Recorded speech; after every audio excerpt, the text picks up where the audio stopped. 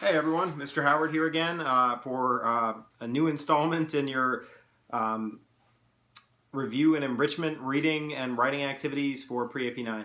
We're going to do another short story today. This one is one of my favorites. It's called The Most Dangerous Game by Richard Connell.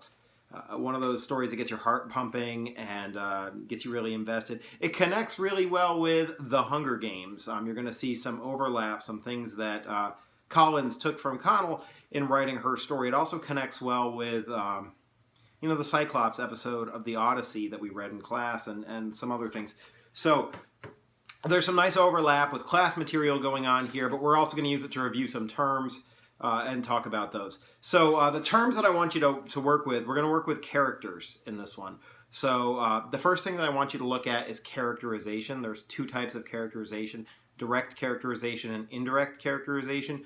So the distinction is direct characterization is what the author tells you as a reader about the character. So when the author actually makes a statement about a character as unequivocal fact, that's called direct characterization. You as a reader, you don't have to think about it. It's told you. Kind of like in To Build a Fire, the narrator said, hey, this guy doesn't think. He's not a thinker.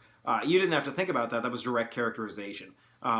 Indirect characterization is what the author implies about a character through that character's actions, through that character's thoughts, through the things that character says, or the way that character reacts. And so you get a sense about the character without the author telling you something about the character. An example of indirect characterization from To Build a Fire would be when he talked to the dog with the sound of the whip in his voice. This implies that he's the kind of guy who whips his dog. Also, like he shoves the dog forward to fall through the ice so that he doesn't have to. It says that he values himself above his dog, and the dog is just there as I don't know. But you get the sense of who this guy is, what kind of decisions he makes, and that allows you to make your own judgment as a reader about him without the author coming out and saying, he's a jerk to his dog, or something like that. So that's the difference between direct and indirect characterization. That's what I want you to pay the most attention to. When Connell introduces a new character, how does he introduce him? What details are there? What does that? What kind of a picture does that paint in your head? And how much of that is overt, the author telling you directly, and how much of that is implied indirectly through the other elements of the story? So pay attention to that. Next thing I want you to look at is the difference between a static and a dynamic character. Which characters in the story are static? Which characters are dynamic? Remember, a static character does not change. Whereas a dynamic character changes. A dynamic character will hold one view or one ideology or one morality at the beginning of the story and change that view or ideology or morality by the end of the story.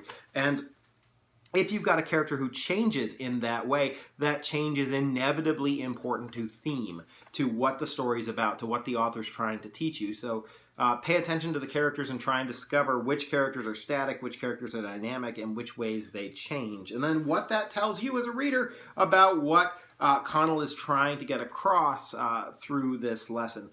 Next, pay attention to flat and round characters. Which characters are flat, which characters are round. Remember, a flat character is two-dimensional. We don't know anything about their history or background.